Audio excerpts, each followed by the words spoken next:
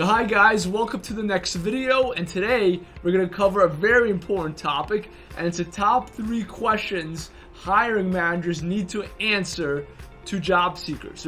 So if you are a job seeker, these are the 3 questions you need to ask the hiring manager. And if you're the hiring manager in this video, I'm going to show you and tell you how to answer these questions properly, so you get the most buy-in from the job seeker.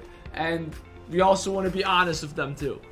So let's go get into it. So if there's a job seeker and you're the hiring manager and they come to you, you want them to be interested in the role, right? If they are the candidate that you choose to hire, you want them to accept the offer. So what you have to realize is while you are interviewing them, they are interviewing you as well.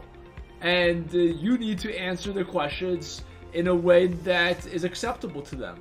Most of the time during the interview, you're going to be asking the questions because you're the hiring manager, the person that's going to be paying, or your company's going to be paying. But still, there's going to be at the end of the interview, or maybe sometimes in the beginning, the job seeker is going to have questions for you. So the top 3 questions they're going to have, which I'm going to go over with you, are: what do you think of the trajectory of this organization? Another way of saying it is, where is the organization going? Another question they're going to ask you is, how big is the team? And the third question they're going to ask you is, what is the company culture here? Now, these are the questions our clients here at NewConfig, our candidates here at NewConfig always ask our hiring managers. As you know, I run a very successful staffing agency called NewConfig.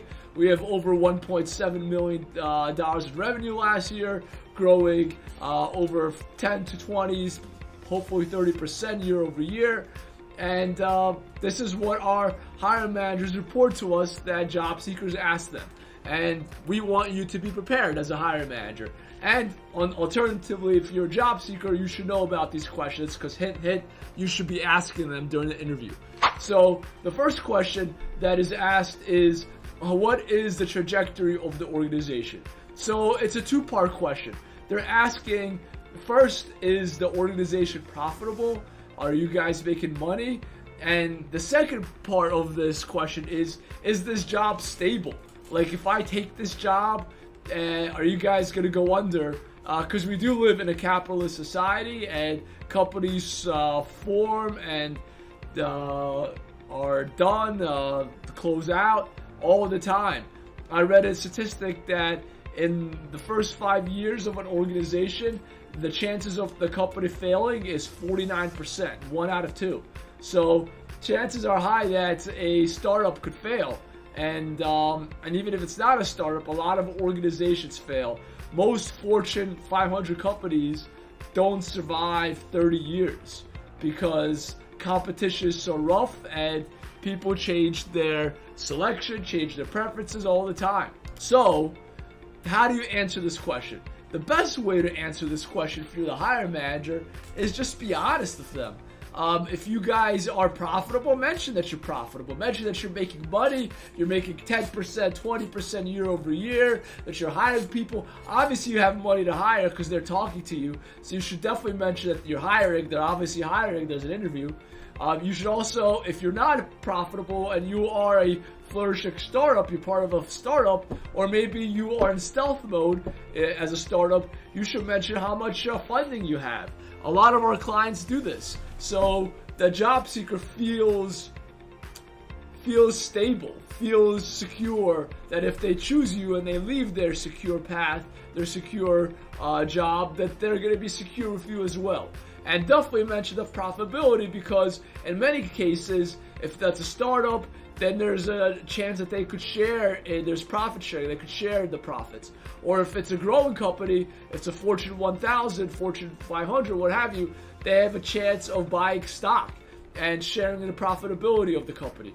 Or if you're a middle-sized, medium-sized company, maybe you offer shares. And if not, at least there's security that they'll get their bonus if you guys are making money.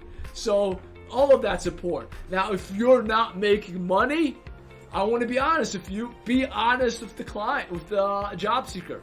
Be honest with them. If you're not making money, don't tell them that you are, because then you're going to have buyer's remorse. you're going to hire this person, and then they come there, and then 3 to 6 months they realize what is happening, that you're not profitable and you're losing money. Be honest with them. They're going to realize that anyway, and then they're going to leave you.